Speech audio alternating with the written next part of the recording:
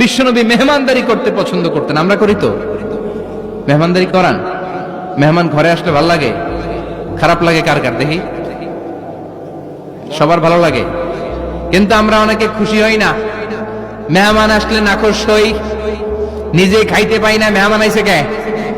খাওয়ামু করতে, খাওয়ান নাই, যেন ও খাওয়ান বানাইছে। খাওয়ান পাঠায় কে? রিজিক দেয় কে? গোটা বিশ্বের সবাই মিলে আমরা একটা চাল বানাতে পারবো নাকি?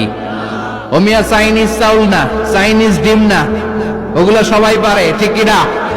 আল্লাহর বানানো ন্যাচারাল চাল, গাছের মধ্যে হওয়া যেই চাল, ধান আল্লাহ তৈরি করেছে, এরকম ধান, এরকম একটা পেয়ারা, এরকম ছোট্ট একটা কমলার টুকরা গোটা বিশ্বের সবাই মিলে বানাতে পারে নাকি? এজন্য রিজিকের মালিক কে? মেহমান আপনার রিজিকে ভাগ বসাতে আসে না, সে তো তার রিজিক নিয়ে আসে। সে আরো এসে আপনার রিজিকে বরকত ঢুকিয়ে দিয়ে